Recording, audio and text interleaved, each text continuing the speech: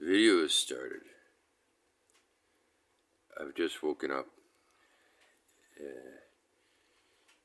in the afternoon. I was up before. I've been having problems with this book by Times Books, and I should say ahead of time that anything I say in here that reflects badly on Times Books is inadvertent, and if you feel any negative feelings towards that press, please understand that none of that is intended, nor is it legitimate. They merely published a writer who is problematic. I'm not saying it's a bad book. This is a positive book review. That's a spoiler alert, because you alert people realize I just spoiled something. But is it really spoiled? Can we stop saying the new cliches? Spoiler, spoiler, spoiler. Fuck spoilers. I mean, fuck spoilage. Fuck spoilery. I've seen Chinatown 50 times. Anyway, what I wanted to say is, earlier today, to try to keep Kalich from disturbing too much of the routine of my household, I made him sleep with my dog.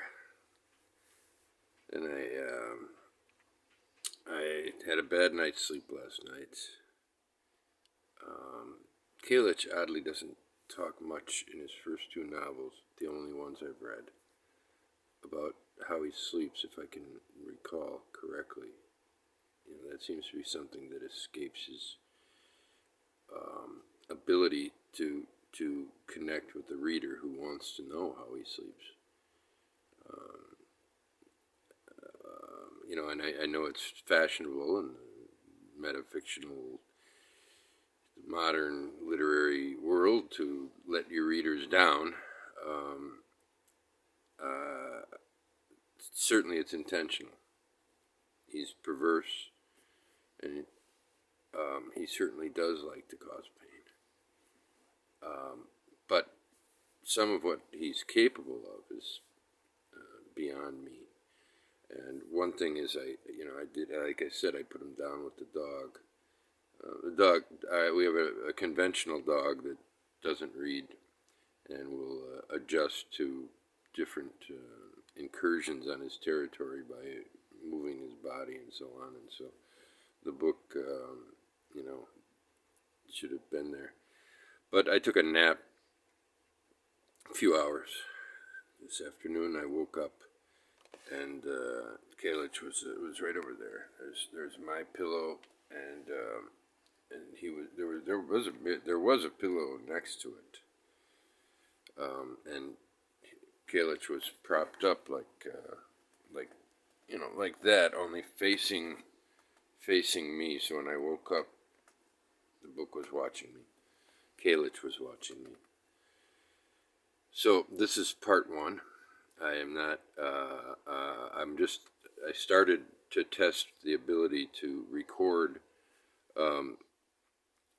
in segments. I have I checked to see if whether if I hit the pause button, I can resume the video, and apparently I can. One of the disturbing things is that I already have declared that I'm not ready to read Penthouse F, the second of the trilogy, because I have a lot of other things to do, including to read, and in some way that I cannot describe exactly how it happened, but when you've been manipulated on some level. And if you're a writer, you do a lot of manipulating, and so you really have an acute sense of manipulation, manipulability, and violation. This hit me yesterday. I was suddenly deep into Penthouse F. more or less against my conscious will. And this is something that Kalich did, not something that I did, nor anything that I would approve of. Once in that position, I admit that I felt some need for revenge, but how to avenge myself against a writer who's not in town, and and whose press is merely an artery that delivered this stillborn or never born piece of fiction to me. I cannot attack the press for performing a delivery. As unhealthy as the delivery was, that was not the fault of the press. The press delivered what was there to be delivered. The second book in this trilogy is Penthouse F, and that is what I'm currently reviewing. If you could call this a review, I think that I have insights, and I think everybody has insights. So, if I have insights and you have insights, is there any point to me telling you my insights? I should have Kalich here to tell me my insights. Apparently, he thinks he can tell us what everybody's thinking. To summarize the book, he has, he's writing, he can't escape himself, and so he's writing as Kalich, using the modern era as an excuse to write fiction in which he can't escape himself. That sounds like a pretty mean thing to say, a pretty nasty thing to say, a serious argument. But coming from me, it's hardly a criticism, because I also spend a lot of my writing talents and energies escaping the very same inability to avoid the question of who the writer really is, as opposed to the written about. And I often have the same problem that apparently Kalich has, to a greater degree, a more chronic problem. And so there's that. Kalich cannot escape himself. And the interesting thing in this book is the book is about a guy who's written the last book I reviewed by him, Nilasthit, so it's an autobiographical novel in that sense. But then he's writing his next book, which is going to be the all-time great modern work, but he can't write it. He's stuck. And so what the book is his chronicle of his solution to unstick himself. He's a nice description of constipation, or the effect of constipation, that he's gone, I don't know, several months without being able to shit. And then when he does, the shit is so hard, he has to break it up with, I can't remember what instrument, in order for it to flush. Now, I can see that, but I'm wondering, if it is that hard, and apparently too large to flush, how did it get out? The guy must have a ruined sphincter. And in this book, he's some 70 years old. You can just imagine there's some things that go untold. I do the same. Memoirs are for absolute confessions. And I'm sure he said that, and I agree with him. So in this book, he's chronicling his solution to deconstipating himself, which is to actually get some of the characters that were going to be in the novel into his apartment, boy and a girl. And through actually doing with them, sometimes you might say to them, in his real life, he's able to actually write. But the significant addition in this book is an interrogator who, see, when they say spoiler, you know, they're what they mean to say is you're telling us things that we should find out for ourselves. Well, I'm going to take a plunge here and tell you that the boy and the girl in the very beginning of the novel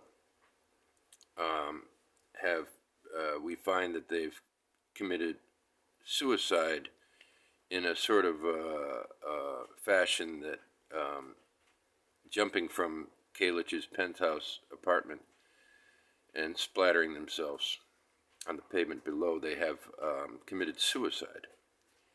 And so there's an investigator or interrogator who throughout the book is speaking to various people, interrogating people like Kalich's twin brother, who I think could have done a little bit more to try to get Kalich off the hook. But, you know, what's happening here in this book is it's Kalich writing small passages, short passages, and the interrogator interrogating someone, often Kalich himself. And so a lot of people in his life, which I don't want to spoil that for you, because Kalich has already spoiled it for himself, clearly. And so the thing that strikes me, and this is, you know, you don't want to ruin a critic's day, because all a critic has to do to ruin their day is just pick up a book they just get angry about. So they ruin a lot of their own days. So I'm going to ruin the critic's day by positing that, that's a scientific word. I'm going to posit that the interrogator is Kalich. And I think you should read the book for sure. If I could, now that Kalich has insinuated himself into my life, there's no way that I can objectively review the book in terms of, you know, I am not a disinterested party. I want you to buy the book and read it. The more people who do, the more people are available to help me with any problems in the future I might have with Kalich, because there's a third book in here, and there's a fourth book of his on my balcony that Michael Keene of Sheboygan Falls read because of a review that I did, and he ordered it from Betimes Books, apparently. I don't know how he got it so fast and read it so fast. It was just, you know, and he really loved it. I would have said from reading the Nihilist buy this trilogy, because that's a great book. I'm not going to say that this is a great book,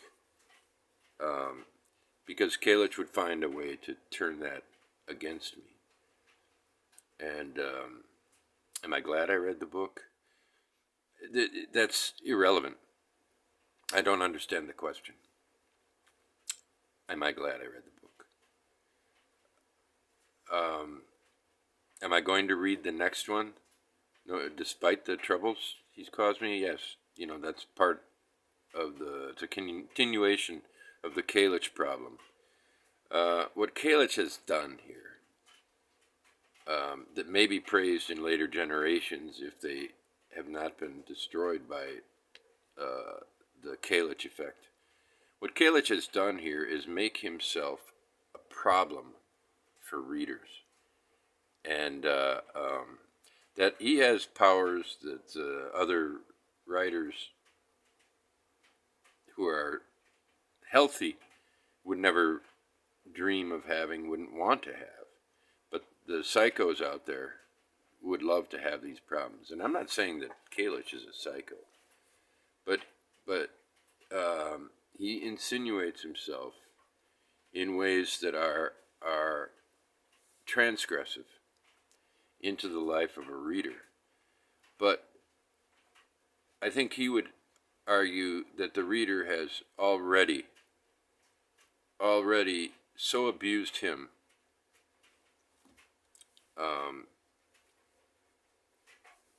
by watching too much television, by buying the book, by making him think that readers are important, or book buyers. There are a lot of things that we're guilty of. And he would say that, he doesn't curse, but I think he does. He is often contradictory. You can catch him in contradictions quite often. And but he would probably just say, "Yeah, fuck you, Rick. What do you want?" Right now, what I want is just for Kalich to leave me alone. I think that there are easy ways and hard ways to accomplish that. The easy way is unthinkable. You only destroy the books that you have to destroy. And to destroy Kalich is to give him more power. You don't have to destroy it. You can just read them. And certainly there are those that will be read again. The Nihilist Sthete, I don't expect I will read that again before I read Penthouse F again. There's a difference in the kind of story, and you see that you may miss something. You look for little clues here and there in some, but in others, in that novel of strange, perverse cruelty, and I know cruelty is not innately perverse. No, you're wrong about that. I agree with Kalich about much, but I don't want him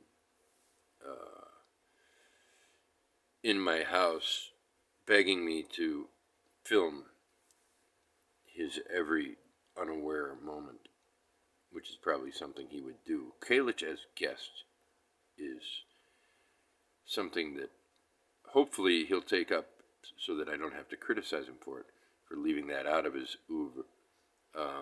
What kind of guest is Kalich? Well, the fictional or non-fictional Kalich as guest, is one thing. The Kalich as writer published by Betimes Books as guest is another. And as you can see, it's an experience that maybe it's different for different people. But this is, in my house, it's been something of a disruption. And traditionally, we end a review by saying whether we recommend a book or not. We give it the stars it deserves. Any book that makes one speak this much about it without mocking it, and I wouldn't dare mock it because I'm afraid that his powers are greater than mine. The stars bullshit would be 5. Yeah, obviously it's a 5-star book if it causes so much engagement. But do I recommend that you buy it? I dare you to.